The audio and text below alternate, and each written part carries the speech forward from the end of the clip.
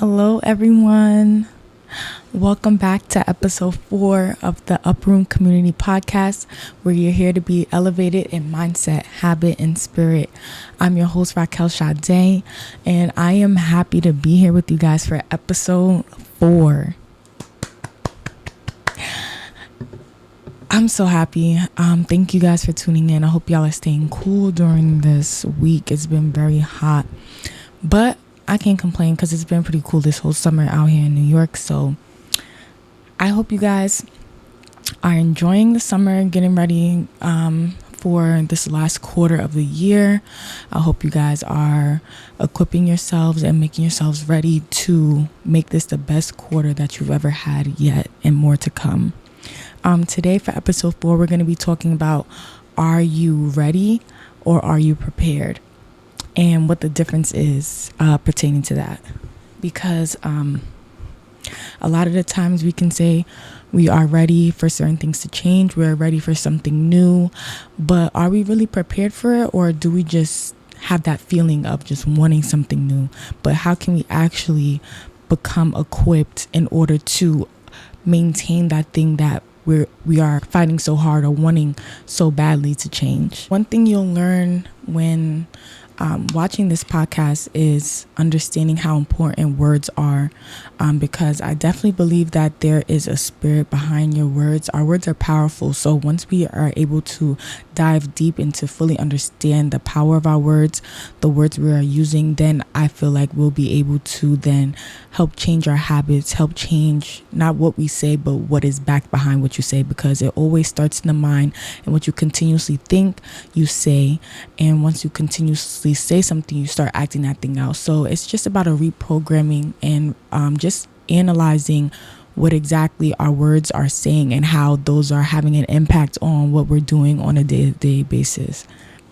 So looking at the definition of ready is defined as the likelihood to do something or likely to do something.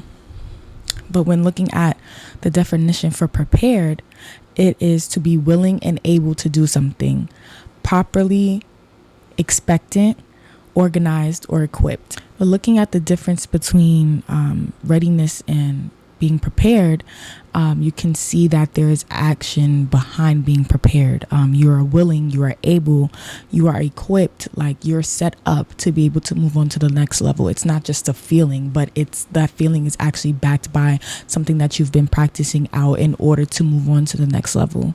And a great example that I can relate to is Isaiah 1:19, when it says, if you are willing and obedient, you shall eat the good of the land. So you have to be willing, you have to be able to obtain something new, because the willingness is very important, because that is backed by action, that is backed by you no longer just being complacent, not just having the feeling, but being able to act on that feeling of being ready. And once you're past ready, you're now willing, like you're able to move on and you're able to do something new that you haven't done before. Eagerness is usually the emotion that is paired with feeling ready.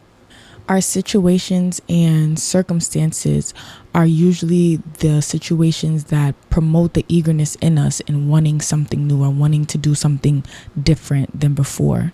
But the main difference between being ready and being prepared is that being ready is backed by emotion and being prepared is backed by action.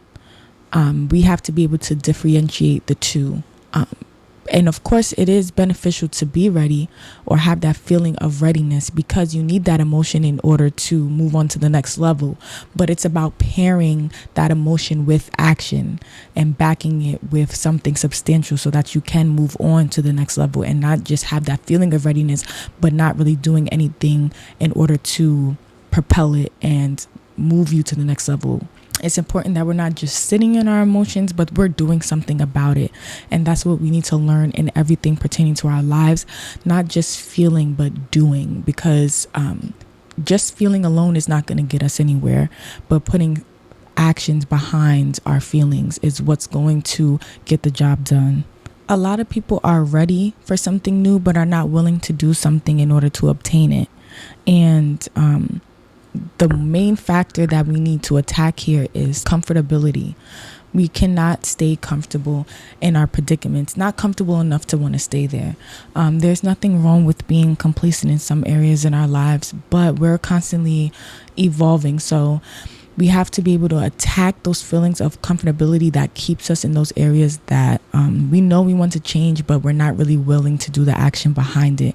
We have to be willing to be uncomfortable in order to get the thing that we know will benefit us in the end, because we are a lot of the times are programmed to want something new, to want something better.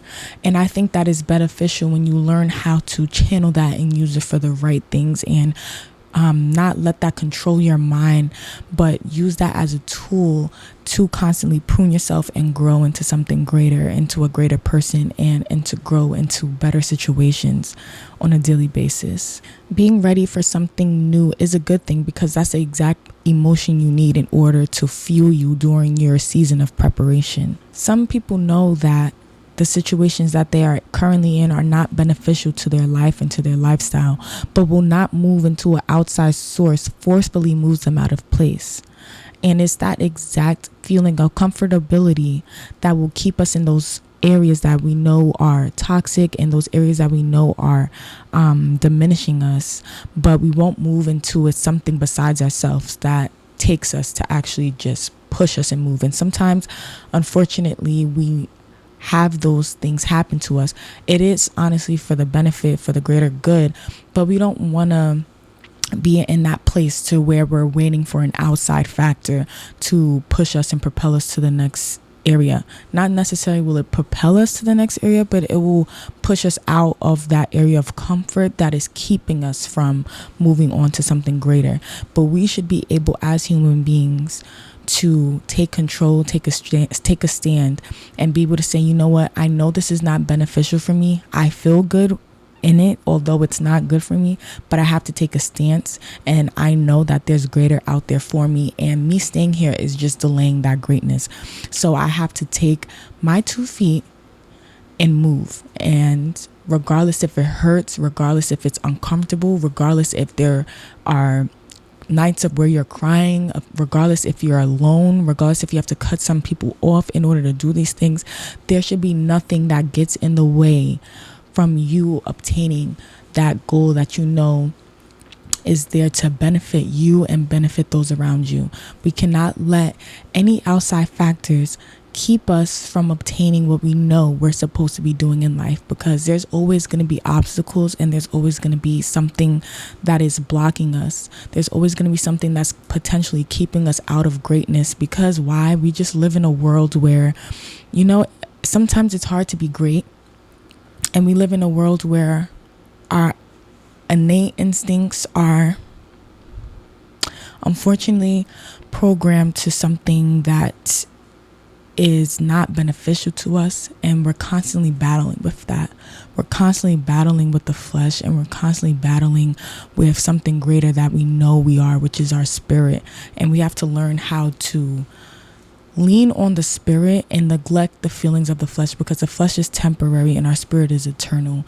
And a lot of things that we will do in life will have an impact on generations to come. And we have to understand that everything about us is greater than just us. And once we learn that there are outside factors that are trying to rob us of that, knowing that we are called to greater, and rob us of that destiny that will not only benefit ourselves but other people, we have to be able to control the outcome of these situations to the best of our ability. And the best way we can do that is by moving and not staying in these situations that we know are uncomfortable, but having the strength to move even in our weakness, because it's important to acknowledge the times when we are weak. It's important to acknowledge those areas that we need help in, and we have to actively work on those areas and still move while feeling weak. Because, for an example, when you first get in the gym, you know, the first couple of moves are really easy, but as you're really training your muscles, it gets harder and it gets harder. But you know the benefits at the end of that, and you keep pushing through the weakness. When you get out of the gym, you feel terrible. You feel sore for a couple days. You can barely walk if you're doing a leg day. You don't feel that great leaving the gym for the first time. You actually feel quite down and just sore. But you know the benefits in the end. You'll see the results as you continue to go on. And that's what we have to do in our lives. We have to be able to continuously move because we know that there's a benefit at the end of this, regardless if it hurts us for this very moment, because the pain is temporary. Don't ever make your bed in an area that you know is just a temporary holding place. Do not ever get comfortable and get stuck in a position where you know you're supposed to be transitioning from. Transition is important, and that's how you can live a life of preparation, or effectively live in that season of preparation to move on to something greater. You have to be comfortable with transitioning, and you cannot stay stuck in that moment of transition, because it's no longer a transition. You're just staying still, and you are now you don't ever just want to be, you constantly would want to be in a place of elevation. Now, elevation can come in many levels. Elevation doesn't have to be on the outward for everybody else to see, like, oh wow, like they're changing from this area to the next, they got a new job, or they're an entrepreneur now full time, or the elevation doesn't always have to be expressed on the outward, but there's always be a process of elevating and transitioning in your inward self, whether that's reading, praying more, studying more, meditating on the word, just killing off areas that you know that are mental blockages. You should always be in an area of transitioning, and that should never stop, because we're constantly growing and we will never reach perfection. So if we never reach perfection, then we know that there's always an area that we can prune off, cut off, and replace that with something beneficial that can help us in the long run. Most of us in this world tend to know that there's something better out there for us to obtain, and that's because we were programmed to think that way. In a life where there's constant change, we should also be changing and transitioning as well. And once we're learning to use that innate programming in us to know that there's always something greater, we can manipulate that to our best ability and not use that as a way to keep us down and think that we're never going to reach a place where we're comfortable, or never reach a place where we're actually doing something better. But knowing that we're always going to move on to something better, but there's always going to be better out there. And honestly, if you switch your perspective, that is such a great thing to know, that you can constantly learn something new or constantly grow, because who wants to just stay the same? I mean, that's pretty boring if you ask me. So just knowing that there is something greater out there, and we're always going to be able to obtain something greater, it keeps you young, honestly. Like a lot of people that retire, how they stay young is they're constantly moving. Or let's say, for an example, when we're a kid, we're extremely flexible out of the womb, but the less we stretch, the more stiff we get as we get older, because we're not practicing these things. So if we are constantly in a state of practicing, in a state of stretching ourselves past our capability in this very moment, we will always see benefits in that. And we can see that in nature, and we can see that in a whole bunch of things besides ourselves. So why not apply it in our own lives? And one verse I actually love about stretching your capacity and going past what you see right now is Isaiah 54 verse 2 and 3, where it says to enlarge the place of your tent and let them stretch out the curtains of your dwellings. Do not spare, lengthen your cords and strengthen your stakes. For you shall expand to the right and to the left, and your descendants will inherit the nations and make the desolate cities inhabited. Now notice the clause in that verse. The promise is contingent on their obedience to be willing to prepare themselves for the future. Only if they prepare is then will their descendants be able to inherit nations. When this instruction was given to them, they were in a state of slavery. They were in a state of where they didn't have any ownership. They were tied up, they were bound. And we have to take that as a lesson, because we hear these things, or we see people in situations that are better than where we are currently, but we always have to remember that they were somewhere before they got there. And once we learn to not use where we are as an excuse to stay there, but actually use that as fuel to propel us to the next level, to prepare for our future, because this verse shows that there are people connected to us, and our obedience is connected to other people's lives, our descendants. There's our people coming after us, our children, our family members, people in our community that are coming up after us are dependent on that act of obedience to willingness to prepare yourself for something greater, because that greatness is not just attached to you, but it's attached to a plethora of people around you that you don't even probably know.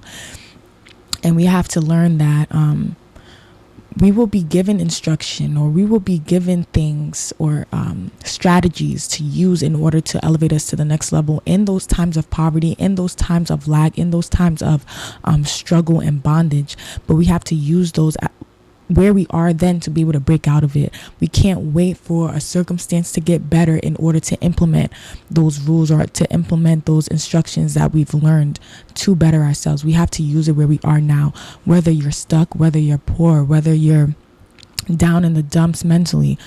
Use those tools now to get you out. Do not wait, because nothing is going to change until you make the decision to do so. It's important to know that there are lives attached to our willingness to prepare.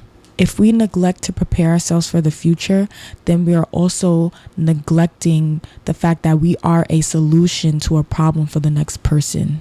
Preparation is a form of expectation, because you are becoming who you need to be in order to gain what it is that you're hoping for.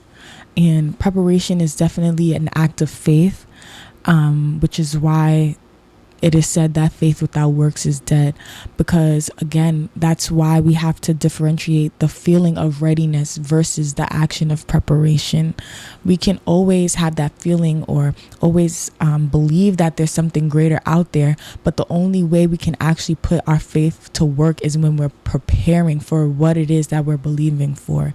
And the only way we can obtain what we're believing for is if we are ready and we're able and we are prepared to be able to maintain that thing that we are believing for. Because a lot of the times we want something new, we want something better, but we're not who we need to be in order to properly maintain that thing, and we can lose it in an instant.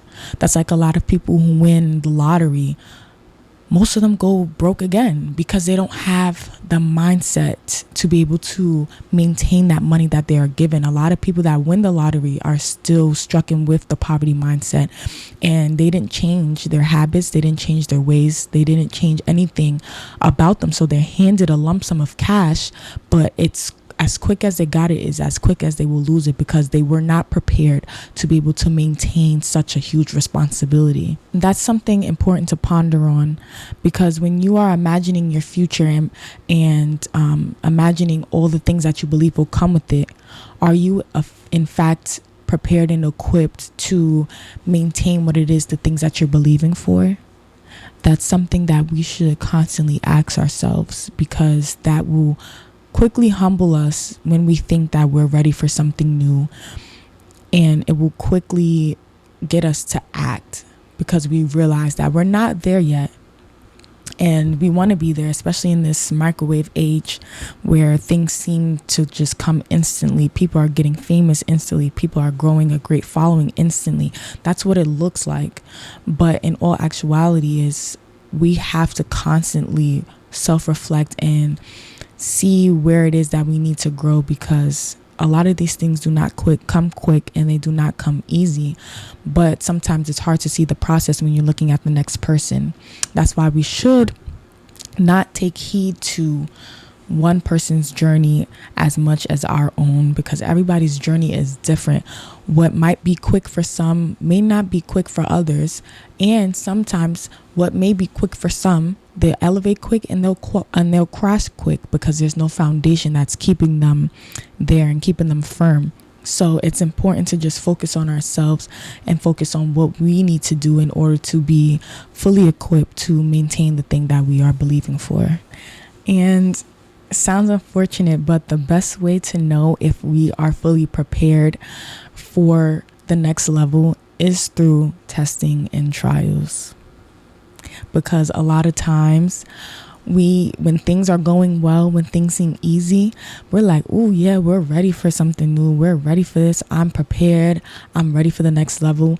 And then the moment something changes, the moment trouble comes our way, we act a completely different way. And what we thought we were ready for, we soon realize, wow, I guess I'm really not that prepared, because I'm still holding on to this thing that can hinder me if I got what it is that I'm believing for.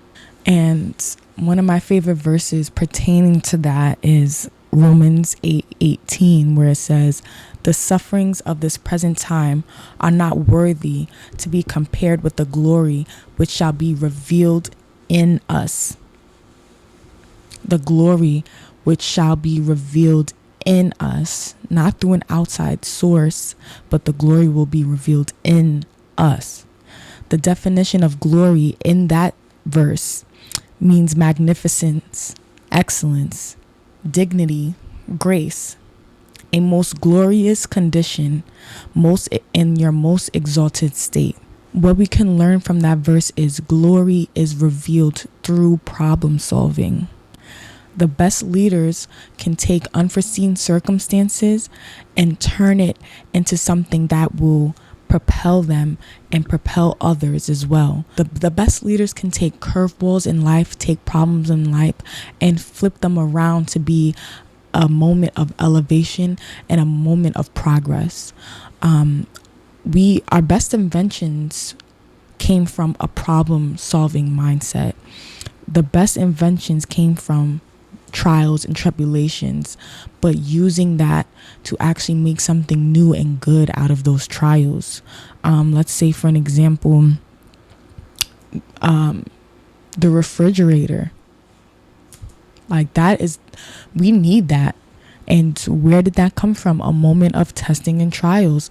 They had to go through so much in order to just keep their food fresh. But somebody, instead of having a problem-based mindset, they took that and used a solution-based mindset and created a solution to a problem. And now we are all benefited from somebody's test and trial and somebody using that to bring glory. And the glory was revealed in them. And it's so important for us to learn that these testing and trials bring glory. They reveal the goodness. They reveal who we are in those moments. The true way to know who you are is when you're faced with unforeseen circumstances that can test your character. Testing of your character is very important because it reveals who you truly are in those moments that truly matter. We can tend to boast on ourselves. We can tend to boast on what we think we're good at or what we think we're the best at. But the only true way to see if what you're saying is in fact truth is when you are hit with something that you did not expect. How do you react in those moments? Do you get filled with anxiety? Do you get filled with anger? Is your judgment clouded? How do you react in those situations that seem that they're not on their side? Because there are problems that seem that they're not on our side. But if we prune and we change our mindset, we can learn that a lot of the problems that we have in life can actually be used to benefit us and be used to elevate us in character, in mindset, in habit, and in spirit. And we have to be able to take those testings, take those trials, take those situations that seem to put us down, but use it for our benefit to be able to elevate not ourselves but others, and be able to use that as an example for people that are also going through similar tests and trials, to know that there's a way out of it and there's a better you on the other side of that trial and the other side of that test. And testing and trials are an important part of preparation. Without testings, without trials, without those unforeseen circumstances, we will not be prepared for the things to come, because with greater benefits come greater responsibilities, comes greater problems to solve.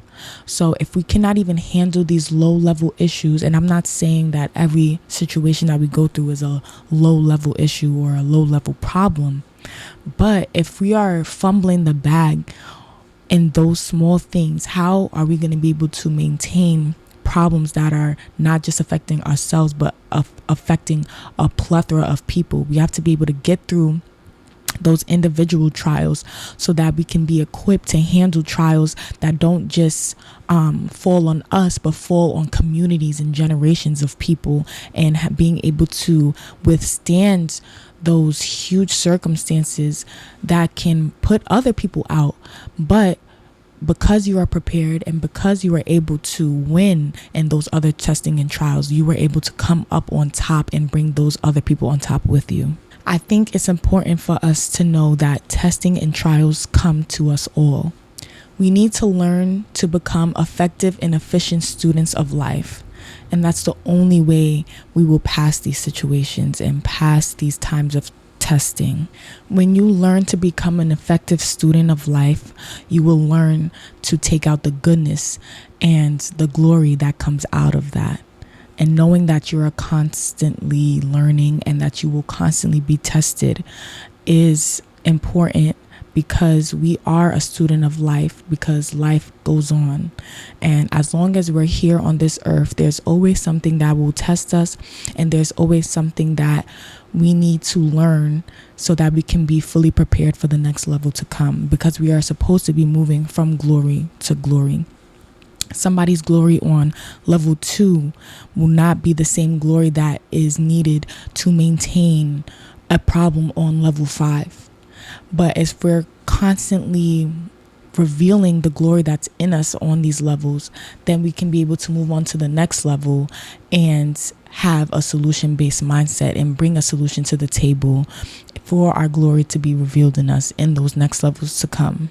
And also, because we were able to pass those testings and those trials and be prepared and equipped, we can also help reveal the glory in other people during their trials and tribulations as well. I hope you guys learned something good from this episode. I hope that you guys will learn to be ready and equipped in every area of your life so that you can maintain greater for yourself and for those around you. Make sure you like, comment, and subscribe. Share with a friend, share with an enemy, share with somebody that you know will benefit from this message. And I'll see you guys on the next episode, where we're here to elevate in mindset, habit, and spirit. Love you guys. Talk soon.